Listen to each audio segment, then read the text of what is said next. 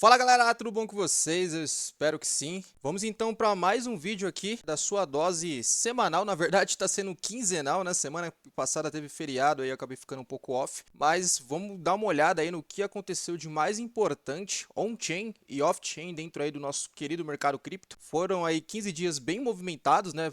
Podemos dizer que fomos do inferno ao céu ali em alguns momentos, tá? Mas antes da gente começar o conteúdo, já quero pedir para você que não é inscrito, se inscrever nesse canal, curtir esse vídeo, ativar o sininho, porque a gente vai estar sempre aí trazendo o melhor conteúdo aí de análise on-chain e off-chain para vocês, tá? Então, sem muitas delongas, bora ver o que aconteceu aí, que tem bastante coisa para a gente passar hoje.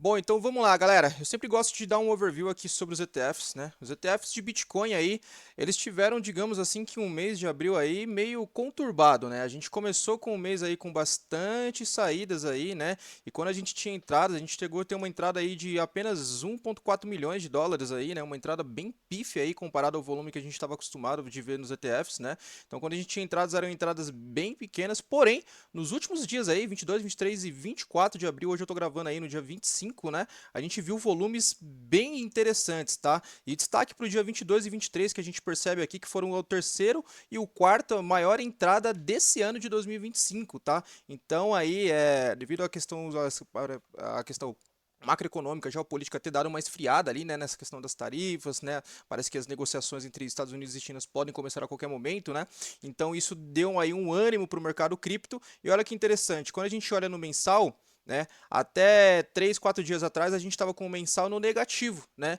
e essas duas entradas, contando também com a entrada que a gente teve ontem, que foi uma entrada de cerca de 442 milhões de dólares, isso já foi o suficiente para virar o mês para o positivo, tá? Então até o momento, dia 25, né, sexta-feira aí a gente percebe aí que abril tem grandes chances aí de ser um mês no positivo, tá? Até, claro, tudo pode mudar no jogo aí, né? A gente pode ter um tweet aí que impacte tudo, porém até o momento aí a gente vai quebrar essa, digamos, essa zica que a gente estava aí, que já seriam aí, a gente estava perto de caminhar para o terceiro mês de fluxo negativo nos ETFs, tá? Então isso é muito bacana. Porém, quando a gente olha para os ETFs de Ether, também a gente teve um respiro ali, né? Quando a gente olha no semanal, a gente estava ali com uma, duas, três, quatro, cinco, seis, sete, 8 semanas consecutivas de saída, tá, nos ETFs de Ether, tá? E é interessante porque aconteceu a mesma coisa que aconteceu nos ETFs de Bitcoin, aconteceu nos ETFs de Ether, tá? Com essa entrada que a gente teve ontem de 63 milhões, foi o suficiente para virar o semanal aqui no positivo. Quando a gente vê o mensal, por enquanto o mensal ainda segue no negativo. Não sei se a gente vai virar isso daqui para o positivo, tá? Porque as entradas aqui nos ETFs de Ether são bem menores, né? Quando a gente compara com os ETFs de Bitcoin, mas a gente ainda tem alguns dias aí para fechar esse mês, tá? Então vamos acompanhando aí que talvez a gente possa fechar abril ainda no positivo quando a gente fala dos ETFs de Ether, tá? Outro ponto interessante quando a gente fala de saúde da rede aqui, né? A gente viu aí no primeiro vídeo que eu gravei dessa série, né? Eu tinha comentado que o hash rate do Bitcoin tinha batido um all-time high e um all-time high histórico, né? Que tinha chegado, ultrapassado a marca do 1 Zeta-hash, né? E recentemente aí, né, ele conseguiu bater mais um novo all-time high que foi no dia 13 de abril, tá? Que ele superou até a última marca aí. Então a gente percebe que a rede do Bitcoin aí, os mineradores estão minerando com força, né? E até mesmo países, né? A gente tem notícias de países que estão se envolvendo no lance da mineração, né? Países que às vezes têm um poder de compra bem menor do que os outros países que estão acumulando, né? Acabam aí usando a sua energia ociosa para entrar nesse game da mineração, tá? Então é bem interessante a gente analisar também essa questão, tá? Quando a gente fala também das compras realizadas dos bitcoins on-chain, esse gráfico aqui mostra as zonas de preços de compras, né, dos bitcoins on-chain. Aconteceu algo bem interessante, né? Eu peguei aqui do dia 19, né, de abril, tá? E a gente tinha ali a maior zona de compra até então, cerca de 3% do supply circulante do Bitcoin estava na faixa dos 84 mil dólares, tá? Mais de 600 mil unidades de Bitcoin compradas nessa faixa. E olha que interessante quando a gente traz para hoje, né? A gente percebe que essa faixa dos 83 mil dólares, a galera liquidou bastante aí, né? Provavelmente liquidaram aí nesse lucro aí, né? E hoje a maior faixa, a maior zona de preço aí do Bitcoin está no atual preço aí na casa dos 93 mil dólares, que a gente tem aí mais de 700 mil unidades de Bitcoin compradas, tá? Nesse patamar de preço que é o patamar atual, né? Provavelmente aí, né, sardinhas se posicionando aí de uma maneira julgo eu, errônea, né? Que tá comprando aí quando o mercado tá subindo, né? Quando o mercado tá respirando, tá? Então, algo interessante da gente se analisar também, tá? Quando a gente fala também sobre o percentual de endereços, tá, detentores de Bitcoin no lucro, com essa respirada, a gente teve um aumento bem interessante, né? A gente estava ali no dia 8 de abril, cerca de 85% dos endereços detentores de Bitcoin estavam no lucro. Hoje, no atual momento, esse número já passa um pouco ali dos 93%, tá? Eu gosto muito desse indicador aqui, porque para mim ele é um indicador muito interessante de topos locais de mercado, né? Porque a gente percebe que quando a gente passa aqui dos 95%, né, que começa a entrar nessa zona vermelha, o gráfico tende a não ficar muito tempo ali, né? Que significa o quê? Que 95%, pelo menos 95% dos endereços detentores de Bitcoin estão no lucro. Então, muito provável que a gente veja uma realização logo em seguida ali, né? Que pode às vezes demorar algumas semanas, mas esse gráfico ele tende a ser um gráfico indicador, um bom indicador de topos locais ali do ciclo, tá? Falando um pouquinho assim aqui sobre os long term holders, né? Lembrando, dando um overview, long term holders, o que é um long term holder? É todo aquele player que acumula Bitcoin por mais de 155 dias, tá? São os vendedores de longo prazo. Pelo contrário, quando a gente pega um short term holder, é todo aquele player que acumula Bitcoin, né? Que tem o seu Bitcoin na sua carteira até no máximo 155 dias. Então, long term holder passa dos 155 dias, short term holder até 155 dias. A gente percebe que nessa última quinzena eles continuaram acumulando, então o net position dele continua positivo, tá? E eles estão acumulando aí desde o dia 22 de fevereiro, tá? Então de lá para cá eles já acumularam em torno aí dos 350 mil unidades de Bitcoin, tá? Uma acumulação forte por esses players. E é interessante porque esses players acumulam sempre em momentos estratégicos, né? Já estão no lucro interessante, se a gente compara aqui, eles acumularam ali com o Bitcoin ali na faixa dos 84, né? Bitcoin em 78, eles só acumulando, e hoje com o Bitcoin aí passando dos 93 mil dólares já estão aí acumulando lucro legal, tá? E é legal porque a gente percebe que o realized price desses preços, que é basicamente o preço médio, né, desses players, né, ele deu uma subida nesse mês, chegou ali na faixa dos 27 mil dólares, tá? Porém, pô, para quem tá com um preço médio na casa dos 27 mil dólares e o Bitcoin a 93 mil dólares, ainda está num lucro muito interessante, tá? Então esses players eles são bem estratégicos. Por outro lado, quando a gente fala dos short term holders, né, os mãos de alface, digamos assim, né, a gente percebe que desde o dia 8 de fevereiro eles estavam com 3,9 milhões de unidades de Bitcoin e atualmente aí estão com 3,5 milhões e eles continuam liquidando as suas posições, tá? Então eles continuam aí, né, transferindo esses Bitcoins para a mão dos long term holders. E um ponto bem interessante que aconteceu recentemente, tá? É falando sobre o realized price desses players, dos short term holders, né? Eles estavam aí abaixo do realized price, eles ficaram um bom tempo aí, né? Desde março aí, com o preço, né, do Bitcoin, por exemplo, na casa dos 78 mil dólares e o realized price dele o preço médio dele estava na casa dos 91 mil dólares. Então eles estavam bem no prejuízo aí, um prejuízo interessante, né? E com essa alta recente do mercado, olha o que aconteceu. Eles voltaram aí para um pequeno lucro, né? Eles estão aí com o realized price na casa dos 92,9 mil dólares e o preço do Bitcoin está em 93,8 mil dólares. Então, os short term holders voltaram ali um pouquinho mais do 0 a 0. Isso é bem interessante porque essa zona de preço dos 92 mil dólares, né, tenderia a ser uma resistência ali, né, para superar por causa justamente desse ponto, né, e a gente conseguiu superar aí e esses players voltaram no lucro. Então é começar a entender aí o que esses caras vão fazer, né, e isso traz até mesmo com esse gráfico aqui que eu mostrei para vocês recentemente, né, que mostra, né, que esses players, a gente teve ali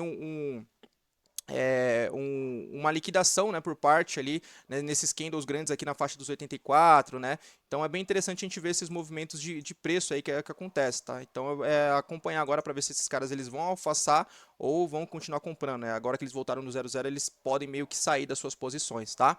Falando um pouquinho das exchanges, elas continuaram as reservas aí caindo nesse mês de abril, tá? Então a gente percebe ali que do dia 9 de abril a gente tinha 2,6 milhões de bitcoins nas exchanges e hoje esse número está abaixo dos 2,5, tá?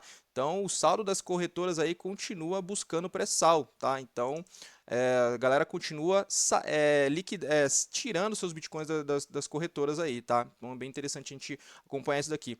Falando um pouquinho sobre os indicadores técnicos, tá? Os indicadores que utilizam médias móveis. A gente percebe que o múltiplo de Mayer, tá? Que é um indicador que trabalha com a média móvel de 200 dias, ele também conseguiu dar uma recuperada interessante, né? A gente estava trabalhando abaixo da média móvel de 200 dias, já fazia um tempo ali, desde o dia 28 de março a gente estava abaixo ali, né? E recentemente a gente superou essa zona aí da média dos 200 dias, tá? Então a gente voltou a performar acima da média móvel de 200 dias. Isso é um ponto bem positivo. aí pra gente, tá? E quando a gente fala também do Bicycle Top, né, que também é um indicador que no caso ele trabalha com duas médias móveis, a de 111 dias, que é uma média móvel mais curta, e a de 350 por 2, tá? A gente percebe que também voltamos a performar acima da média móvel de 111 dias com essa recuperação de preço do Bitcoin. Então isso é muito um ponto positivo, né? A gente trabalhar acima dessas médias móveis. Seguindo aqui, falando sobre os indicadores de ciclo também, que deram uma respirada boa agora com essa recente alta aí que a gente teve aí do Bitcoin, né? O MVRV, ele chegou a performar ali no dia 8 de abril em 1.4, tá? Nível bem aí, né? Nível que a gente não via, deixa eu ver, desde meados ali de setembro de 2024, tá? E recentemente ele voltou a performar aí acima dos dois em atuais 2.2 pontos, tá? Um nível ali estável, né? Nada nem para ficar muito eufórico, nem para ficar muito bearish, né? Então é algo interessante para a gente aí, né? O mesmo aconteceu com o Nuppel também, tá? Que chegou a performar em 0.4 ali na linha, na cor amarela já de atenção, né? E recentemente voltou a performar aí acima voltou a performar em patamar de verde ali, né? 0.5 pontos, tá? Então ambos também andaram bem interessantes aí, tá? Quando a gente fala dos indicadores de sentimento do mercado, a gente pega o Fear and Greed Index, tá? Indicador conhecido da galera aí, é bem interessante, porque na semana passada a gente estava em Fear em 33 pontos, tá? 7 dias atrás, e hoje a gente já está em 60 pontos, em Greed, em ganância, né? E isso no decorrer de uma semana. Por isso que eu falo, o mercado cripto é muito louco, né? E a gente chegou até mesmo a 72 pontos aí, tá? Quando a gente fala aí do dia 23 de abril. Então, a gente vê que abril foi bem volátil na questão de sentimento. A gente chegou a bater 18 pontos, tá? No dia 9 de abril. E de 18 pontos fomos para 72 pontos aí, em torno de 20 dias aí de diferença, né? De 15 a 20 dias de diferença. Então, é algo bem que a gente vê como o nosso mercado é volátil, tá? Falando um pouquinho sobre o Open Interest, tá? O que é o Open Interest? Só para dar um overview aqui, tá, galera? É basicamente a quantidade de contratos futuros abertos aí no Bitcoin, tá? Isso não significa que é bullish ou bearish. Pode ser contratos de short, pode ser contratos de long, tá? E a gente percebe que a alavancagem do mercado voltou a crescer. No dia 23 de abril a gente chegou ali na casa dos 67 bilhões de dólares. Quando a gente pega o topo histórico, que foi ali em meados de dezembro, 71 bilhões, a gente se aproximou bem, a gente chegou bem próximo ali desse topo histórico, né? 67 bi. Isso significa o quê? Que o mercado está começando a ficar eufórico de novo, está começando a se alavancar de novo, tá? Então é algo para a gente botar no papel aí. Isso daqui chamou atenção, né, que é a questão do fund rate do Bitcoin, que voltou a ficar negativo com menos 4%, ou seja, longs estão pagando shorts aí, né? E isso é um ponto de atenção, né? Porque no mês passado a gente teve aí dois dias aí que o Open Interest ficou negativo. E isso não acontecia desde setembro de 2024, tá? E, bom, isso pode ser um gatilho aí para um short squeeze aí, né? Para que a questão aconteça aí, né? E a gente possa ver o Bitcoin aí performando um pouquinho melhor ainda do que está acontecendo, tá? Então é algo para a gente colocar no papel aí. Falando um pouquinho das categorias, eu coloquei aqui nos 7 dias, tá? As categorias que tiveram as melhores performances. A gente percebe que a agentes de IA foi uma das categorias que performou bem. Eu trouxe até um tracker aqui pra gente trabalhar do Coquefan também, que é bem bacana. Meme Coins em seguida e DeFi, né? Com 33% aí, seguido de DEX, GameFi, né? GameFi também é uma categoria que tem trazido coisas interessantes aí na questão de notícias, né? Construindo coisas interessantes. Na questão de Mintchar, não tem jeito, Layer 1 continua aí superando, né? Seguido de stablecoins, né? Então, interessante a gente ver por esse lado também. E olha um ponto bacana que eu trouxe aqui para vocês, tá? Esse tracker aqui ele é voltado ao setor de agentes de IA, né? E olha como esse setor teve um upgrade aí na questão de capitalização de mercado, né? Essa linha verde oliva aí, né, digamos assim, é a linha que mostra a quantidade de agentes criados, né?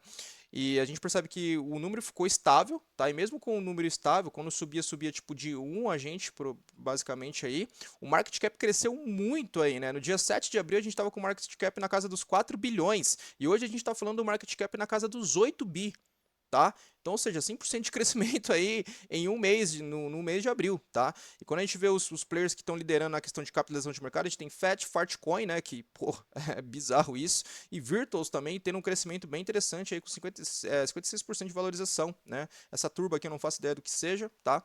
Mas a gente percebe aí que realmente foi um setor que teve um respiro bem bacana nesse mês de abril, tá? Legal, quando a gente fala aqui do Out Season Index, né? Eu coloquei aqui no mensal para a gente ter um panorama legal. A gente percebe que entre meados do dia 21 ali e 24 a gente chegou a fazer 16 pontos, e isso casou bem com a questão que a gente teve da polêmica lá envolvendo a Mantra, né? Porque a Mantra, o token Mantra, era um dos tokens que estava segurando o Out-Season Index nas costas, basicamente. Porque o que é o Out-Season Index? Ele pega a performance das 50, do top 50 do CoinMarketCap e coloca aqui e baseia contra o Bitcoin, né? E, pô, a Mantra, ela tava segurando, assim, tipo, nas costas mesmo, porque ela tava realmente com uma performance muito grande, ela tava indo na contramão do mercado todo, na contramão desse bear market temporário que a gente tava vivendo, né? E com essa saída dela, né, com todo aquele crash, o Out-Season Index chegou a bater 16 pontos aqui, quando a gente fala no mensal, tá? E agora a gente tá em atuais 22 aqui. Quando eu coloco aqui o Out-Season Index, o normal, que ele pega os últimos 90 dias, né?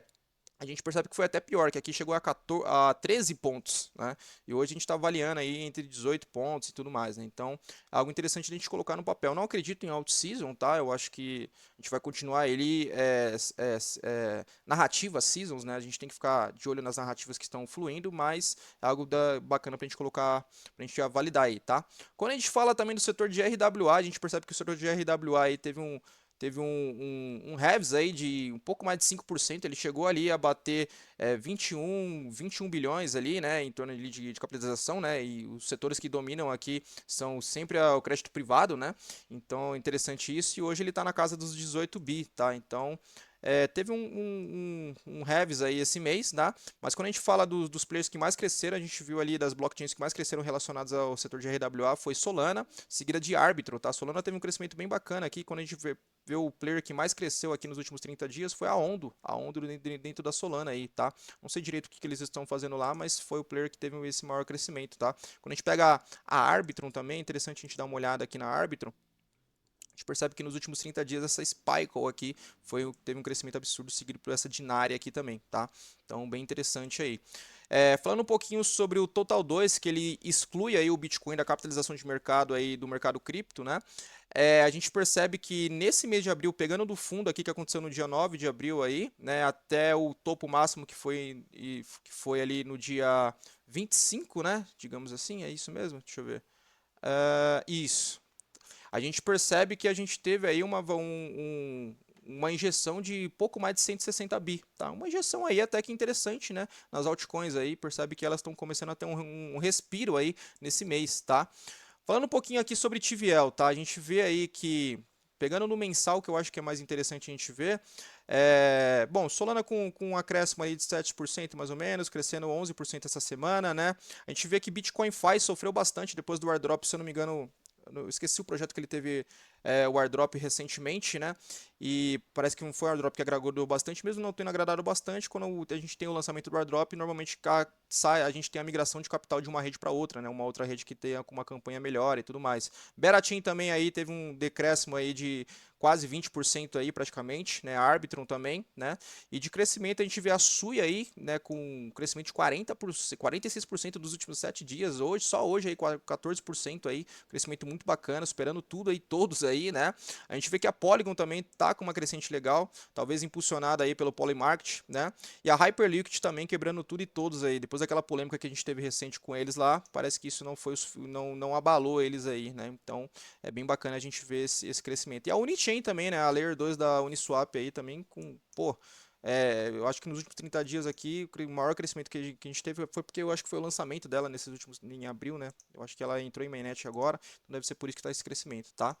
Bacana, tá? Falando sobre a questão de volumes aí, de migração de capital, a Arbitrum superando tudo e todos aí nos últimos 7 dias, tá? Seguido por BSC, Optimismo e Unichain, tá? E nas maiores saídas a gente vê Ethereum e Base aí, né?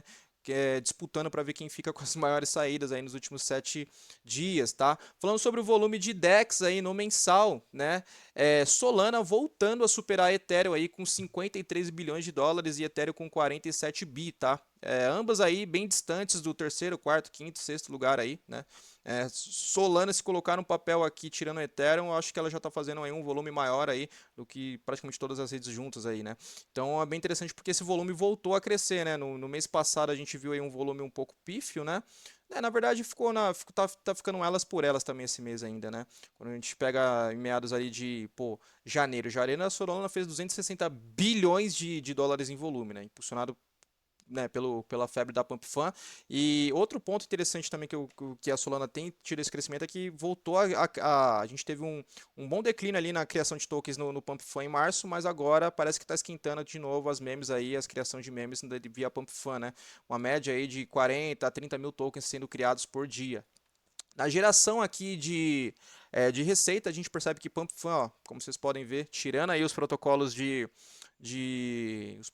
stablecoins, né, a Circle e a Tether, Pump Fan aí dominando tudo e todos de novo. Então a febre das memes aí tá voltando com tudo aí, né, dentro da Pump Fan, tá?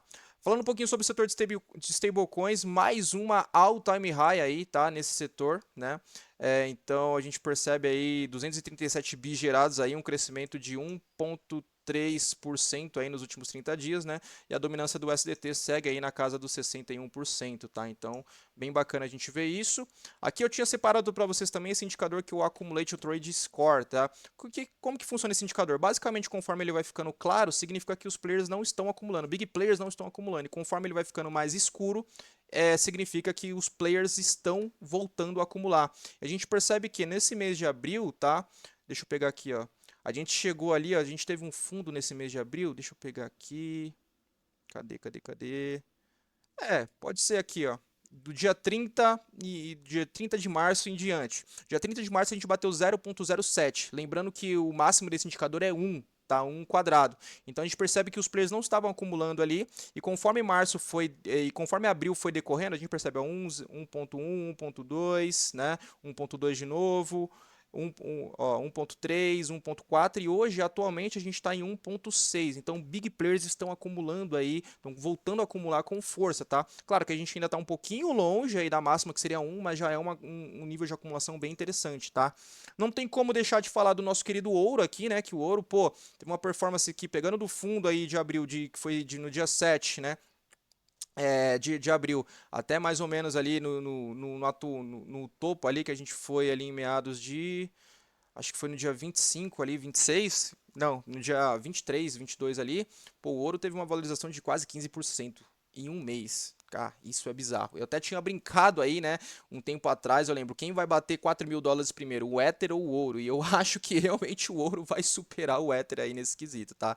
E falando de Ether, não, né, não tem como deixar de falar deles aí, né, do nosso querido Ether. Querido para uns, para poucos, na verdade, né?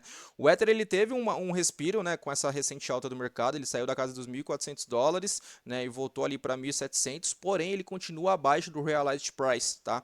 Qual que é a leitura que eu tenho disso? É que a galera não aproveitou a queda do Ether para comprar, para acumular. Porque se tivesse acumulado, a gente teria meio que balizado esse preço médio aqui, né? Então o preço médio do Ether aí, do mercado, continua na casa dos 1.900 dólares, né? 1.975 dólares. Então a gente ainda está longe ainda do preço médio de Ether, tá? Então isso é complicado. E aqui é outro ponto também, o número de endereços no lucro detentores de Ether, a gente vê que estava na faixa dos 32%, apenas um terço dos detentores de Ether e das carteiras detentoras de Ether estavam no lucro, e hoje aí subiu para a faixa dos 43%. Então, pô, subiu, mas ainda está abaixo aí dos 50%, tá bem complicado, tá? E eu queria trazer também esse gráfico aqui que mostra a quantidade, os níveis de preço de Solanas on-chain que foram compradas. A gente percebe que no caso da Solana foi ao contrário, né? Conforme as três maiores zonas de preço de compras de Solana foi na casa dos 150 dólares, 144 dólares e essa daqui é 129 dólares. Então aqui a gente percebe que os players, eles aproveitaram, o mercado aproveitou para comprar Solana nessa baixa, tá? E hoje todos esses três candles estão no lucro, porque hoje o preço de Solana aqui está na faixa dos 153 dólares, né? Então é bem interessante a gente ver que de uma para outra aí, né, a diferença que a gente teve. E olha aqui, ó, o realized price, a Solana também ficou abaixo do realized price no dia 8 de abril, né, que estava na casa, o realized price está na casa dos 127 dólares, Solana chegou a bater 105 dólares. Porém, hoje o mercado está com o preço acima do preço médio aí do realized price de Solana, tá? Então o mercado como base, assim, no geral, está no lucro comparado à Solana. E a gente percebe que a quantidade de endereços no lucro também detentores de Sol subiu também, tá? A gente estava aí com 34% e subiu aí para 56%, um pouquinho a mais do Ether, tá? Bom, galera, então é isso. Espero que vocês tenham gostado desse overview aí on-chain, off-chain, tá? E lembrando, não esqueça de se inscrever nesse canal, curtir esse vídeo, mandar para os amigos, ativar o sininho porque me ajuda bastante. É um trabalho que é trabalhoso, né? A gente trazer todo esse conteúdo aqui para vocês. Espero que vocês tenham gostado e nos vemos daqui talvez uma semana ou quem sabe 15 dias. Vai depender de como o mercado vai andar. Tamo junto, galera. Valeu!